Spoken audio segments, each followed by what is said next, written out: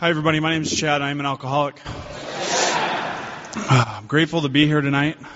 I have a 3-hour talk, so we'll take intermission at about an hour and a half, and then we'll get started on the second half. I actually had somebody ask me to do one of these once, and they said, I said, well, how long do I go? And they said an hour, and they said, can you go that long? And I said, only an hour? I'm going to talk about myself for an hour? I could go for hours, and I do. My sobriety date is November the 12th, 1988. My home group is the Graceland Group. We meet on Wednesday nights at 7 o'clock in Linwood, Washington. We're about 20 minutes north of Seattle. We're right across the street from the Walmart and the Martha Lake Community Center. And we're an hour meeting.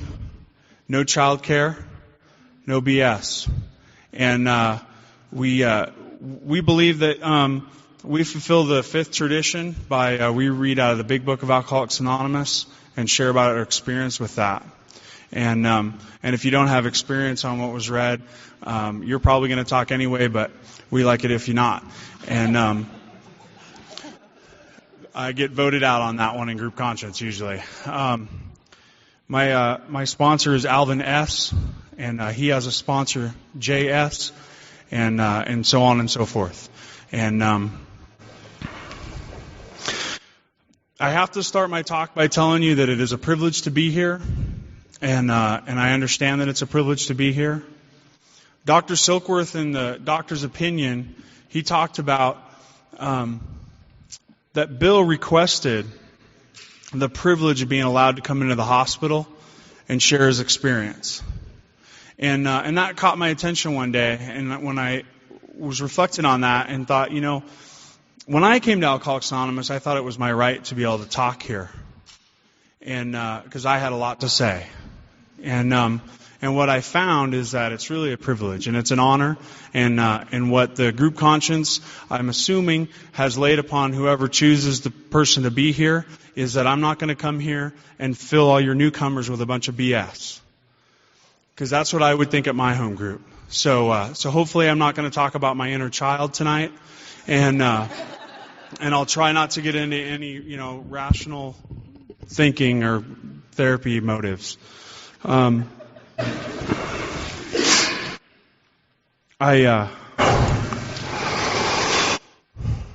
These things always take on a life of their own. I got asked to speak at a conference, and I approached Don Pritz.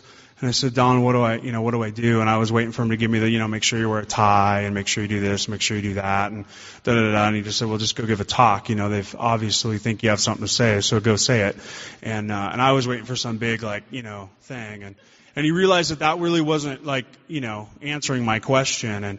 And he told me that, my job here is to talk to one of you. That's what I'm here to do. And I spend this hour to figure out which one of you it is, and then I talk to you. And so that's what I'm going to do, hopefully. And if I get done before an hour, then we'll go home early. My story is pathetic. It's totally pathetic. I took my first drink of Southern Comfort when I was in third grade, and I fell in love.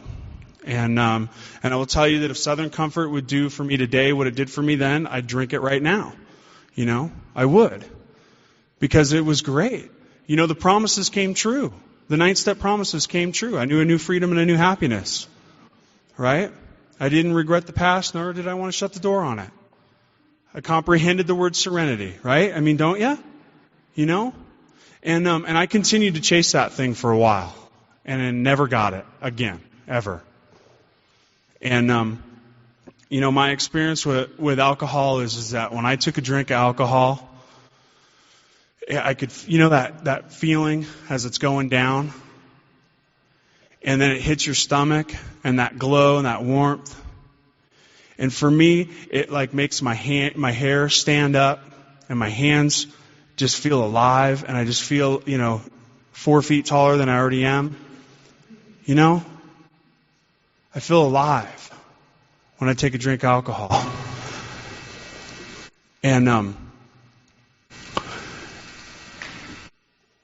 And then I take another drink.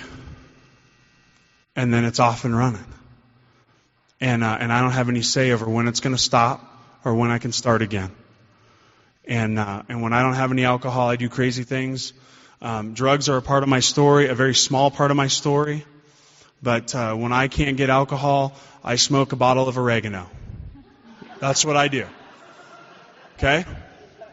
If you're new here tonight, I'm going to tell you that all you'll get is a headache. Okay? So, nothing happens. It's a lie. Okay? When I was in early sobriety, we had heard that if you ate raw nutmeg, you would be high like on an acid trip for 4 days. And so me and a friend of mine, we were in new sobriety, and we freaked out. We panicked. And so we went to his house, and we grabbed all the nutmeg out of the house and flushed it down the toilet.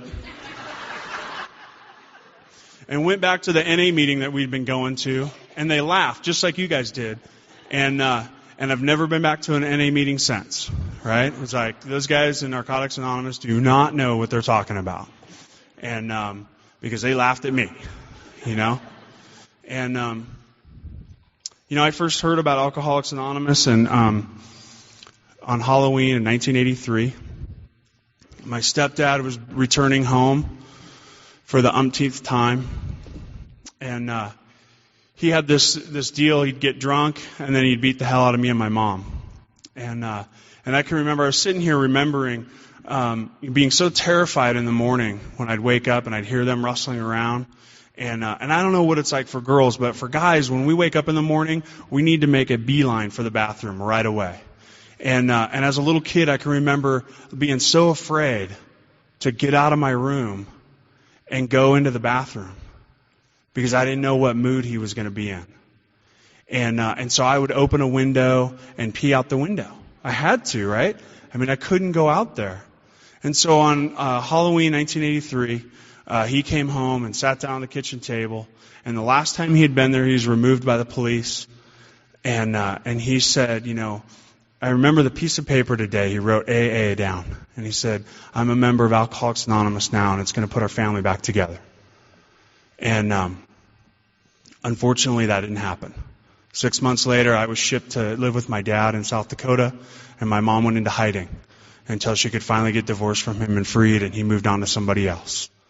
And so when I grew up in alcohol, and had to come to AA, I was not coming here. There was no way, because you people were horrible people, and you didn't fix my deal. You didn't fix my family. So I wasn't coming here. And I like to talk about that because I think that we get a little excited about our recovery and think that everyone is going to be as equally as excited as we are.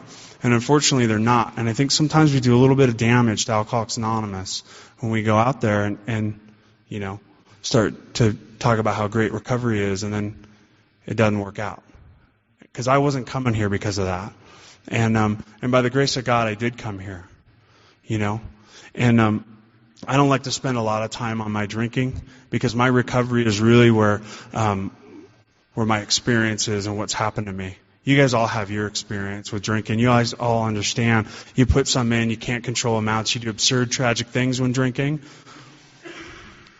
You break relationships, destroy families, and then you get up in the morning and go, okay, I'm never doing that again. And then you do it again. I can remember drinking. The lie and the insidious insanity for me is I remember going and drinking one night with a buddy of mine, and I went home. I went to his house, and I was young, and I threw up all over his bathroom. And I'm not totally clear on this, but I think when you drink beer and you throw it up, it still smells like beer, right? I'm pretty sure, right? It smells like beer. And so his mom was very concerned and was like, "Are you okay?" And I'm like, "Oh yeah, I just ate something, I had food poisoning, and I remember going home, and, I learned at a very young age that to lie, you have to believe it. That's the key. You have to believe the lie. It never goes over if you don't believe the lie. So I believed the lie, and I went home, and my mom, it's 3 a.m, and here I come stumbling in, and she's like, "What's going on?" And I said, "Food poisoning. I ate something." And I went to bed that night, and the room spun, and I woke up the next morning, and I was like, wow, I don't know what it was I ate last night to get that sick. But I had so much fun drinking that I'm going to do it again. Right? That's my experience. So hopefully that's your guys' experience too, and I'm in the right place. So what happened for me is I have no idea. I was struck sober on a day I had no plans of getting sober. And I think that's the best way. You know, in my opinion, I look back, I think I had a lot more drinking left in me.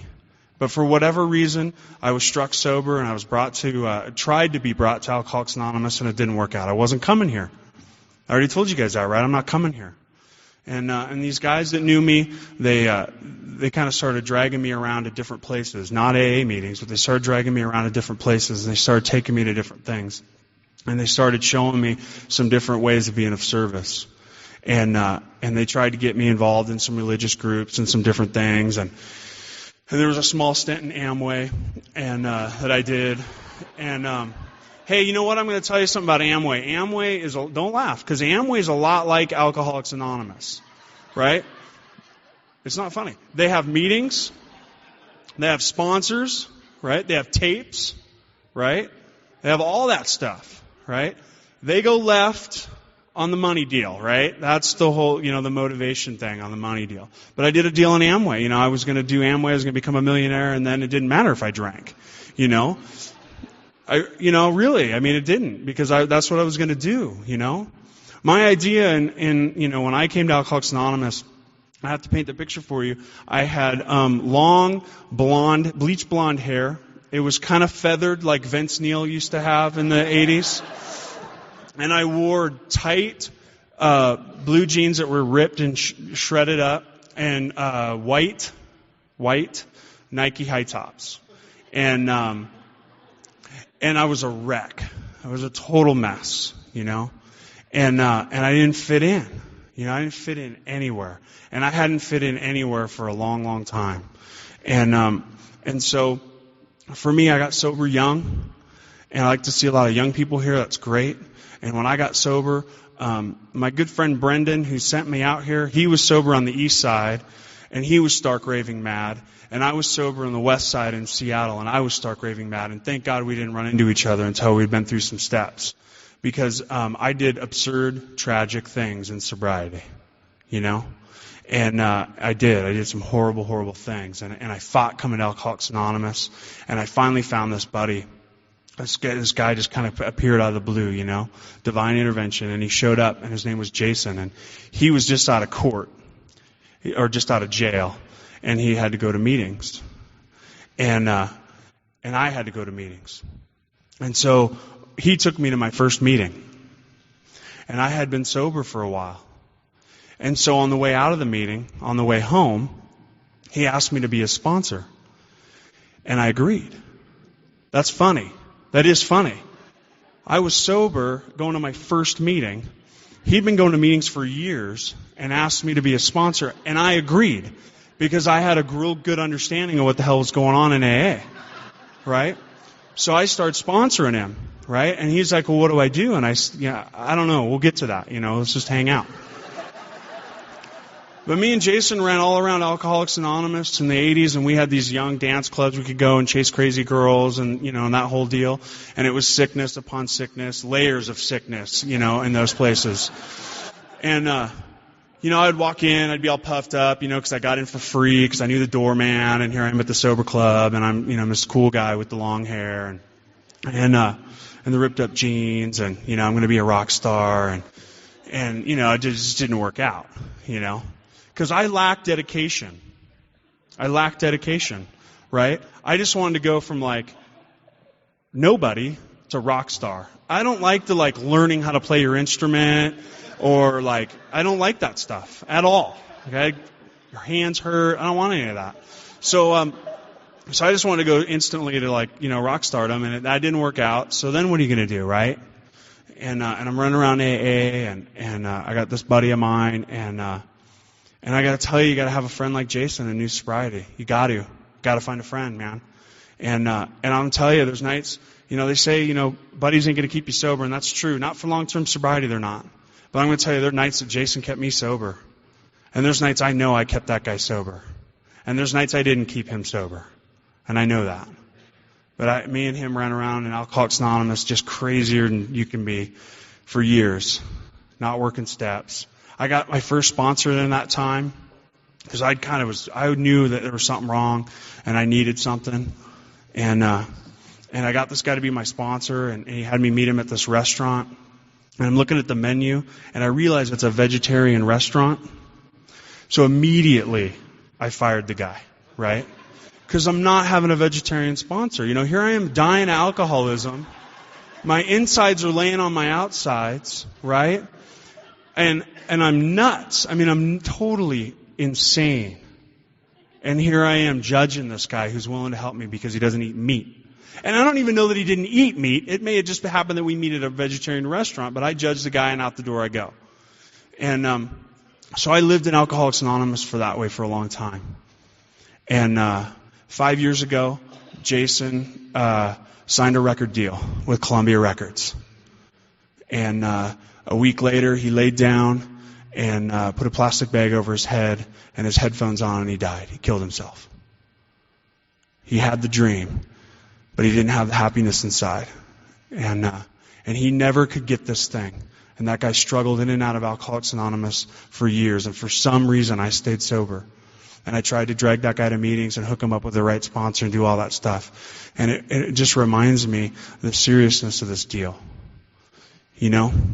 The sad truth for me is that if I go back out, I may not die. Like, that's the easier, softer way. I'm going to live in my own misery and pain. And so, for me, I was really getting this whole sobriety deal. And so I decided that what would be a really good thing for me to do is to become a counselor. So I started to become a counselor. And I do say, with no judgment or harm mentioned to anyone else, but that I am a recovering drug and alcohol counselor. And I say that because I sucked as a drug and alcohol counselor. I was the world's worst drug and alcohol. My favorite part was paperwork, right? I didn't give a shit about you or your day. I just wanted to make sure I had all the T's crossed and the I's dotted, and my files were perfect, right? Group therapy, I hate it. My entire group relapsed on 4/20, right, on April 20th. The entire group comes back. Even the guy that didn't smoke pot came back and said, I smoked pot. The entire group. And they're like, what do you do? I'm like, what do I do with that? And I know that I'm not a failure for their deal, right? But it's like, I suck as being a counselor. I'm just not good at it.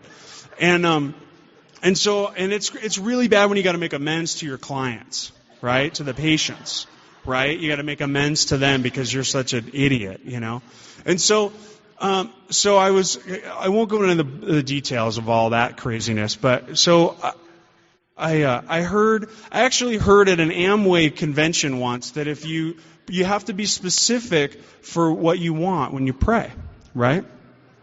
And or that might. You know what? We went to the Billy Graham thing and were saved on the Kingdom floor, a Billy Graham deal.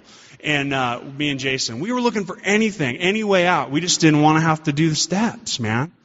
We just didn't want it. This AA thing was weird, And so I got real specific one night. And I was in a relationship, and I'm sure there's some of you in this room tonight in this relationship.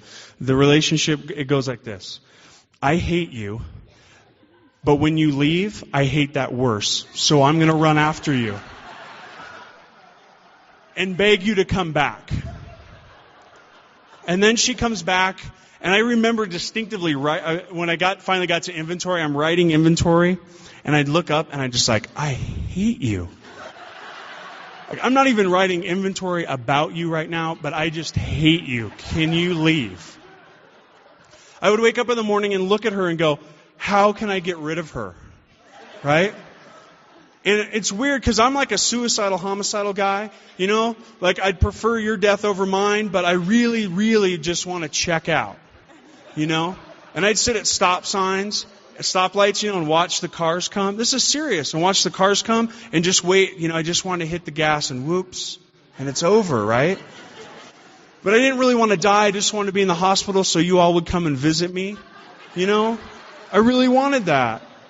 And so here I am, and I got specific, and I got quiet, and I asked God, I say, I need a sponsor. And I'm going to tell you, this man walked into my life the very next day. I was somewhere I shouldn't have been, and he was somewhere he shouldn't have been. And I left that place, and I knew that man was my sponsor. He'd just gotten back from Breckenridge from the very first Fellowship of the Spirit conference. And he was telling me about this guy named Don Pritz. And he was telling me about the voices in my head and that they'd go away. And he told me that he didn't think about drinking, he didn't think about not drinking. And that was the key to me, because I thought about drinking and I thought about not drinking every day. Every day. And so, he was kind of weird. He was kind of a little offbeat. And my big fear about getting a sponsor was that I knew I had some stuff in inventory that wasn't okay. You know, like there's some stuff I had done that I wasn't real proud of and didn't really want to talk about. But I knew this guy had done way worse. So I was in, right? I was golden, right? Because I could tell him about the stuff that I had done. And I knew he was going to come back with some bigger and better stuff, you know? And so we started through the book, and he talked to me about, one of the things he learned at that conference was that when someone asks, you can't say no. And he showed me in the book where that comes from. It comes in one of the forewords where they talk about the rush of 800 frantic inquiries rushing in, and each one of them was painstakingly answered. You know, Bill and his assistant wrote hand letters to those people. So he showed me in the book where it talks about that I have to do this if I'm asked. And so we started going through the book. Now I'm a drug and alcohol counselor, right? You'd think I'd have the first step down. No clue. No clue. Read the doctor's opinion. Whoa. Phenomenon of what? Right? And being a young person, I struggled with that, and I'll talk briefly about that. I struggled with it because I didn't have the experience of driving home from work, stopping by the bar. I'm just going to have one, and 4 days later end up at home. I did have the experience of not wanting to drink and drinking anyway. I was the classic forgetter, right? See, when you're getting sober at 13, there's a problem, okay? Just clue you in. There's a problem. At 13, you're trying to get sober and not successfully doing it, probably a problem, okay? So here I am unsuccessfully trying to stay sober at 13 and relapsing and doing the whole thing. When I got here, it's funny, people talked about relapse. I'm like, I never relapsed. And then I started getting into the first step, and it's like, you know, what was 13 to 15? You know, it was all just drinking. I'd forget. I'd get drunk. 3 months later, I'd be like, oh yeah, wasn't I stopping this? Or somebody would say, I thought you quit drinking. I'd be like, no, you know. And I was just crazy. And I drink almond extract and all that stuff, you know. And sniff glue. I was a big glue sniffer. And I was into huffing before it was even cool, you know. And I didn't even know. And so I get into the big book, and I get into all this, and I start putting all this against my experience, and the book starts to add up, you know? The book starts to go, oh, and I go, oh, I've had that experience. I know what that's like, to take a drink. And then the drink take me, and I don't have any say over where I'm going to end up or what's going to happen. And, you know, I could tell you 100 stories about that, you know? Ended up drunk when I didn't want to be drunk. Ended up getting drunk and not doing what I wanted to do. Damaging relationships. You know? So then we get to the second step, and my sponsor says to me, you know, you need to come to believe in this power greater than yourself. And I'm like, yeah, you know, the doorknob. And he's like, no, we're not dealing with doorknobs. Right? The problem with the doorknob is you can turn the doorknob. We're going to find something that can turn you. Right? And I was like, oh yeah, I had this deal, Billy Graham, you know, that whole thing. And so I was able to start with this experience of just being open to this power greater than myself. And so we got into that. And the one thing I'm grateful for my sponsor that I had at the time is that he didn't waste time with me. He didn't take his time taking me through the steps. I got through at a pretty rapid pace. And what ended up happening for me as a result of that is that he saw I was dying. And I knew, looking back now, that there was no way I was going to get through inventory. There was no way I was going to get through it. And so When we got into the second step, he kind of got me through that pretty quick. But he would do this thing with me where I would call him and I would be like, oh, she said, and you know, and then it would usually end up with me going, I don't think I'm alcoholic, you know, because that's my deal, that's my way out. I don't think I'm a drunk, I'm going to leave. And he'd just go, then go drink and hang up on me. Great, thanks, buddy. What a sponsor you are, you know. I'm so afraid to do that today. Because I'm afraid the guy will go drink and die, and then I'm responsible, right? Because it's always about me. It's always about me, you know? Which reminds me, I was taught when I do these things that, you know, the most dangerous place in the room for me is where I'm standing right now. And I'm clear on that. Because my ego gets a hold of some stuff, and all of a sudden, next thing I know, I'm a rock star in AA, because that's what I want to be, right? So I got to be a rock star in AA, right? And the deal is I'm a drunk. And I'm no further or closer to the next drink than any of you. And so we get ready to do the third step, and he tells me this thing about 3 frogs on a log. You guys heard that one? 3 frogs on a log. One makes a decision to jump in. How many are left?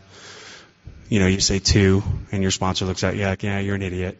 It's 3. He only made a decision. He didn't actually jump. So he's telling me this weird stuff like this is the most important decision you're ever going to make. But then again, it's only a decision. Oh, okay, great. Well, then why are we going to do it? And so I go over to his house, and I got no clue, man. My sponsor said, don't read ahead. I didn't read ahead. I got no clue what's coming. So I get there, and the blinds are drawn, and he's got some sage burning. And I had worked in the Native American community, so I understood about sage and all that. I'm like, oh, cool, we're going to do the third step. We're going to incorporate some other stuff here. That's great. So he sends me outside to do this little meditation. I come back in, and he had this big, blue, puffy chair, lazy boy. And you never got to sit in the lazy boy. You always had to sit on the couch. He got to sit in the lazy boy. So I come back in, I go to sit on the couch. He goes, oh, no, you get the lazy boy today. And I'm like, wow, cool. I get the lazy boy. So I sit in the lazy boy, and he tells me to recline it. And then this like Native American flute music kind of comes over. And he puts a blanket on me.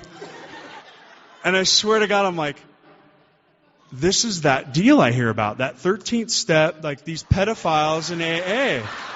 These predators. And this is the deal. They get you in, they convince you of this stuff, and then whammo, when you're like in it, they're like, oh, you know.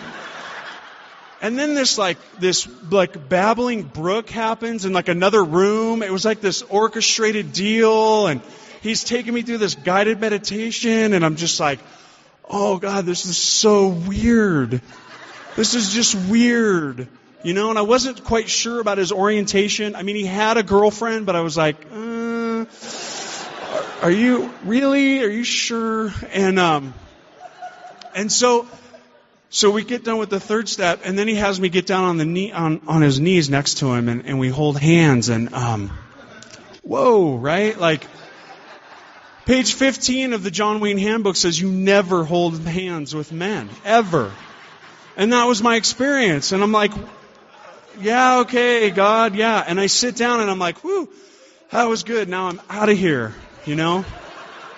And he looks at me, and he throws a notebook at me, and he says, start writing. I'm like, what are you talking about? He says, the book says next. We launched on vigorous action. Next. That means now. Start writing. And I won't bore you with the details, but I had 286 names. He limited me to 3 names per person, or 3 resentments per person. You guys do the math. It's a lot of resentments. I had a 200-page notebook full of resentments, people, places, and things. And his favorite was I had a resentment against Custer. Right? Guy lived 200 years before I was born, but I was pissed at him. And I was mad because of what he did to the Indians. And my sponsor he laughed for like 20 minutes, and he went, the funny thing is the Indians killed him. Like, what are you pissed about? And you're not even Indian, so why do you care? You know, and I'm like, oh no, that's horrible. And so anyway, I was resentful at everybody, right? And he said a lot of things to me. He was mean to me, and he called me some really bad names, but they were appropriate. They really were. And he really hammered me on some things. And one of the things that he hammered me on was my grandmother. I was a taker in that relationship, along with all of them, really. I realized that most of the relationships I had, especially the relationships I had with girlfriends, that I backed you into a corner where your only option was to gnaw your own arm off or jump out a window. And you chose jump out the window. That's what I did to you. I'd be upset and in the meeting crying because she left me. But what I found through inventory is I gave her no other option. The sane option was get the hell away from this maniac. Really, that's what it was. And so my grandmother, I read the name and the da-da-da-da all the way down. And then I got to the end of it and I went, oh man, oops, I read the wrong third and fourth column on that one. And he went, oh, that's great. And I was like, what do you mean? And he goes, well, let's take a look at something. Read me the next name. And I read the next name. He pulls his inventory out that he had written, a couple of years earlier, opens it up and reads me second, third, and fourth column, verbatim what I got on paper. And I'm thinking, wow, how did he do that? Is he a magician? What's the deal? And what I realized is that you come into my life, and I have an idea and a belief system around how you're supposed to treat me. You treat me any different than that, and you go into the first column. I got a resentment against you. And I spend the fourth column trying to prove to you that I'm right and you're wrong. And I can do that for 286 names. And several others after that. I sponsor a couple guys that come up with like 30 name resentments, and I'm like, man, I could come up with 30 names over lunch. Like, I'm resentful. I'm a resentful person, I can do prayer meditation, I can do 10, 11 all day long, all night long, and I'm still going to have inventory to write. I got to write inventory once a year. It's just what I got to do. And it's the only thing that works for me. So we go on, and he tells me I'm going to make amends to my grandmother. And I'll tell this story really fast. And my amends to my grandmother was I had to call her every Friday and tell her I love her. Simple, right?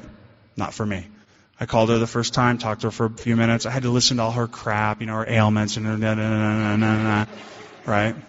And then I got off the phone. And I called him up, and I said, I can't do it. And he said, good, go drink and die. Hung up on me. So I'm like, okay. So I call my grandmother, and I go, and she answers, and I just talked to her, right?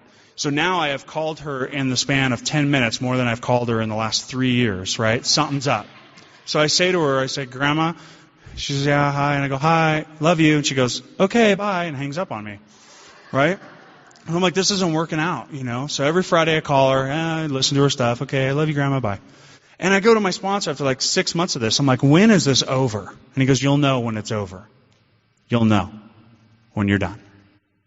So one day I'm at work, and I call her up, my Friday call, listen to the whole deal, And while I'm on the phone with her, they page me and they go, Chad, you have a call line for 4 or whatever.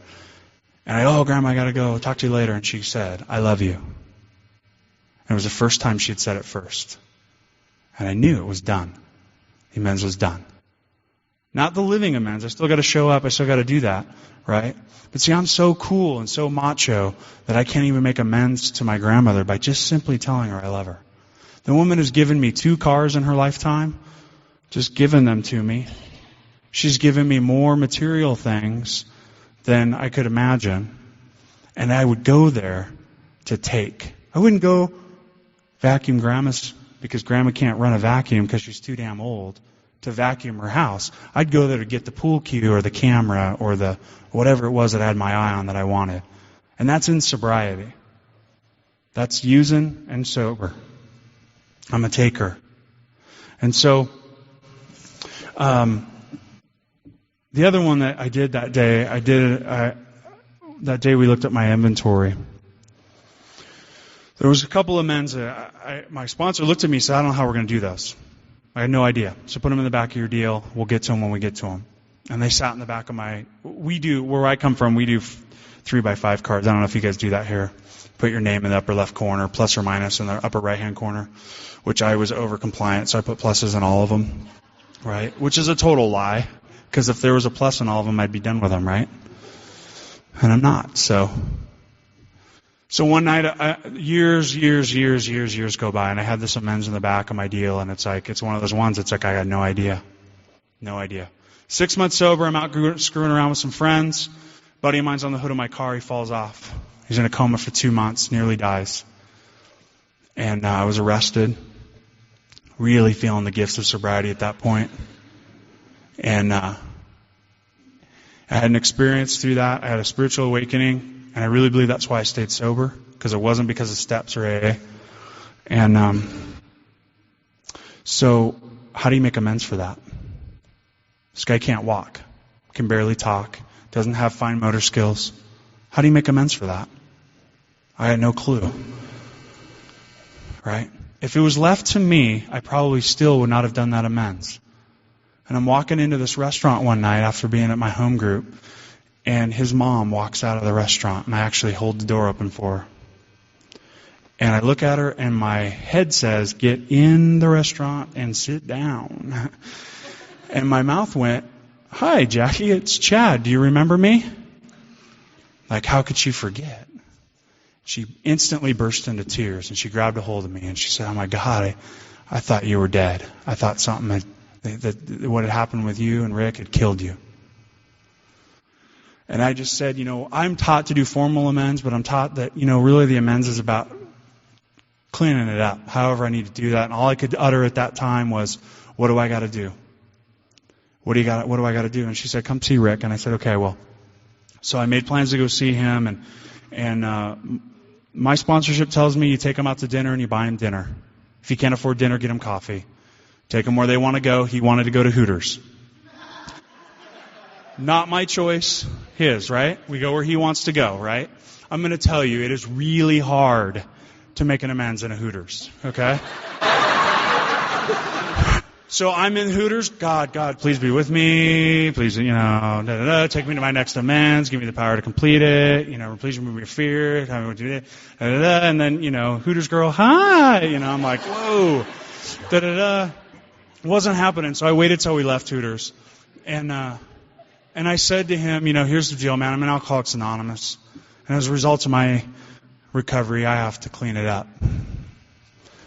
And he looked at me and he said the most amazing thing to me. He said, "The past is the past. You and I will start here." Wow. Right? That's not it, though. That's not the end of it. Driving him home that night. And we're just about there. And he says, "Oh, man, I meant to ask you to stop and buy me a pack of smokes and a Dr. Pepper. Or a Coke or whatever." And I said, in my head, I'm going, because I'm selfish, right? I'm like, are you kidding me? Right? The shitty thing is the guy can't walk. And I'm like pissed about this, And I'm like, okay, God, okay. I'm clear on what the deal is here. I'm like, okay, I'll drop you off. I'll run down the store. I'll be back. And I go and I come back and his mom's car's there. And I'm like, oh, shit. How long is this going to take? Now I got to talk to her. Right? See, I'm totally selfish and self-absorbed, right? I'm narcissistic, hugely. And so I walk in the door, give him his stuff, and she comes up to me, and she grabs a hold of me, and she just says to me, "Thank you so much for what you're doing to try and make it right. You have no idea what it means. And I am so sorry for how my family treated you." I would have missed that. Right? How amazing. The level of forgiveness and love that this family just gave me. That when it was in the midst of it all, I'd show up to the hospital, because we were friends, it wasn't anything intentional. I'd show up at the hospital and they'd run me out and call me a murderer. And she made it right then. It was amazing. And him and I hung out a few more times, and I don't know why. I know he still, drinks and does some other things. And for whatever reason, him and I weren't able to continue. And he just quit calling me back, and I've left messages, and I just leave it alone. Because I know that I did what I did, and who knows where we'll meet again, And so I went on through the steps, and I've had the opportunity to sponsor some men, and I've gotten crazy with sponsoring guys. And because that's a whole nother level of selfishness for me, right? It's really a great deal, You got your harem with you, your posse, and they sponsor a bunch of guys, and pretty soon you're like the grand poobah in AA in your group, and And you can't have an off day because the Grand Poobah doesn't have an off day, right? So then pretty soon you show up to your home group and you're lying about what's going on in your life and, and the whole deal, and then you're dating somebody you shouldn't date again and that whole thing, right? My experience. So, see, as people from Seattle, we got to have like this stuff coming constantly. It's coffee. But,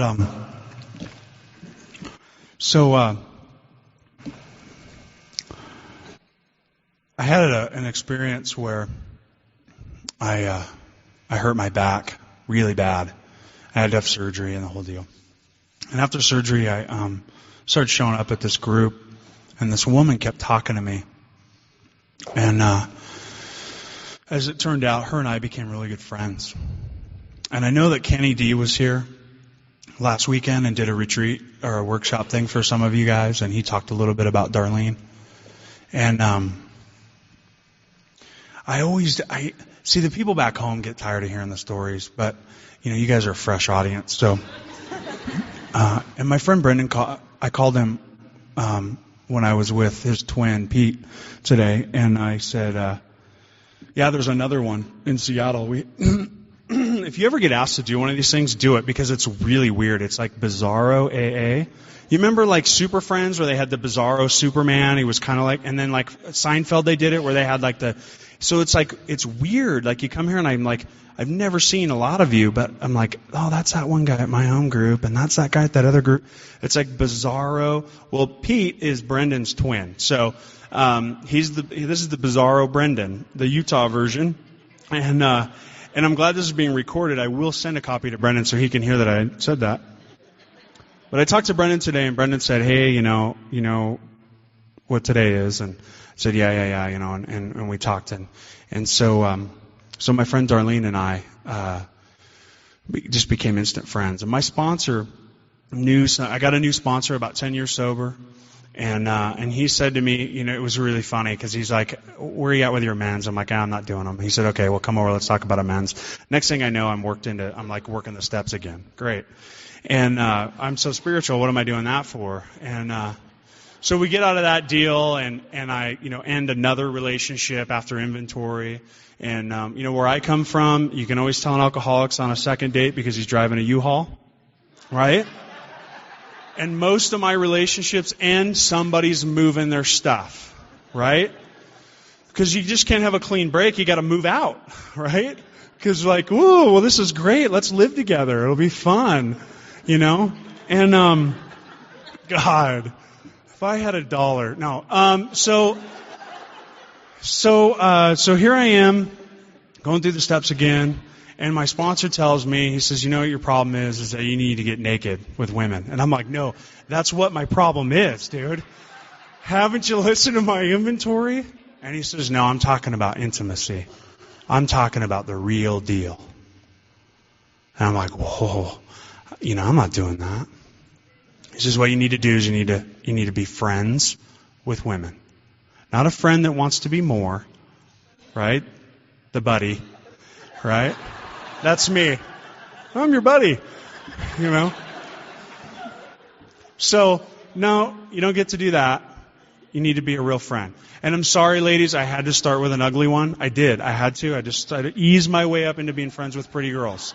I really did. I swear to God. And, but I did, right? And I'm going to tell you, I had an amazing experience. These two gals were talking at a group one night, and the one was having a baby shower, and she said to the other, she said, are you coming to the baby shower? And she says, I don't know. She looks at me and she says, are you going to be there? And I went, no. And the other girl goes, oh no, honey, it's for girls only. I know we think of Chad as just one of us. Right? How amazing is that, right? I did it, right? I'm friends, right? So my friend Darlene and I become really good friends, and her and I started this weird thing. If you want to do it, it's a lot of fun. Don't rely on it. But what we did was we did nightly review together over the phone. She would call me, I would call her, and we would do the nightly review not upon awakening. When we retire at night, we would constructively review our day, and we'd go through that together every night. And then she got sick, and Darlene had this amazing knack for working with heroin addicts, man. She would bring them into her house, put them on her couch, make them chicken soup, and at one point she had like 4 of them going. She had one guy with about 5 days, one guy with an hour, one guy with 3 days, and then she'd enlist all of us to come over and help and sit with them. And we'd do 12-step calls with drunks. I was the doorman. I didn't let you out. That was my job. That's all I had to do, is just not let you out. And we helped a lot of people get sober in a brief amount of time. But Darlene got sick. She was HIV positive, and she ended up developing full-blown AIDS. And so she got too sick to be able to do that with me, so me and Brendan started doing it. And what we found, just to finish that thought, is that we were relying on each other, not God, to do the step. So if Brendan didn't call, I didn't do the 11th step. So I wasn't doing the step. I was relying on him, not God's power, to do the steps. And so what ended up happening is Darlene, all these people that she had recovered on her couch, started to come over and do her laundry, clean her house, make her dinner. She got to a point where she couldn't be alone, so we had this babysitting regiment where every few hours somebody new would come by and sit with her for a few hours. People read inventory to her. And at one point she ended up going into the hospital, and I showed up there one night, and I watched her in the only way she could make amends to a woman that she had harmed in sobriety. And it's pretty incredible to watch somebody on their deathbed still cleaning the deal up, you know. She was still cleaning it up. And the nurses at one point were like, "Who are you people? Why are you here? Who is this woman? Why is she here? What is going on?" And the doctors finally called too and were like, who are all these people? And they were just so impressed with Alcoholics Anonymous and the amount of love that we had given this woman. And the reason today is so significant for me is that on Martin Luther King Day, my friend Brendan called me in the morning and told me that Darlene had passed away. And the night before, the family had called me and asked me to come and do 10 and 11 with her. And I got to go into her hospital room and hold her hand. And I got to do nightly review with her. I read a little bit of 164, did the 3rd step prayer. And if Darlene were alive tonight, I would have called her, because this is what we always did. I would have called her and I would have said, "Hey Darlene, I'm going out to Utah and I'm going to talk tonight." And she'd say, "Oh, that's good, that's good." And then we'd talk a little bit. She taught me a long time ago that when we get ready to do these things, that energy we feel, that's not nervousness. That's excitement. We're excited to talk about what has happened to us and our experience. And so I told a story one time that she overheard, and she used to always say, "Make sure you tell them about God. Tell them the story about God." And so if Darlene were here tonight, or alive tonight, she would ask me to tell this story. So being that today it marks the 5th anniversary of her death, I'll tell that story. But the amazing thing about her story is that we did a funeral for her. I was invited to plan that. And at the end of the little service afterwards, people were kind of picking up chairs and mopping the floor and vacuuming and wiping stuff down. And the minister came over to me and she said, "Chad, what are they doing?" And I said, "They're cleaning up." That's what we do in AA. We clean up. She goes, "Well, that's kind of part of the fee you paid to be here, is that we clean up." I'm like, "Yeah, but that's what they do. That's what we do. We clean up. We put chairs away and we do that. We do that in our lives. We clean up." So this drunk's walking down the road and he runs into God, and I have to give credit to Steve B. He's the one that told me this story, and I think it's a great story. It's a great example of what happens to us in Alcoholics Anonymous. And the drunk sees God, and God has something. He says, "What you got?" And God says, "This is sobriety." And the drunk says, "What's it cost?" Because we don't understand that this could be free, right? There's got to be an attachment to it. There's got to be a value to it. I got to pay something for this. And God says, "How much money you got?" He says, $50. He says, "Well, today's sobriety will cost you $50. And the drunk says, "Whoa, wait a minute. How am I going to put gas in my car?" And God says, "Oh, you have a car? Well, today's sobriety is going to cost you your car." And the drunk says, "How am I going to get to work?" God says, "Oh, you have a job? Today's sobriety will cost you your job." The drunk says, How am I going to pay for my house? He says, oh, you have a house? Oh, well, today's sobriety is going to cost you your house. And the drunk says, well, what about my family? Where are my family? She says, oh, you have a family? No. Today's sobriety will cost you your family. And, being at that magic moment where we are, where you just go, you know what, I'm willing to do anything. I give it to you all. You can have it all. I always talk about, it's a big, Texas Hold'em craze right now still. So it's like, I'm all in. I'm all in, God. You can have it all. You can have it all. I'm in a place in my life where me and my wife have made some really dumb decisions.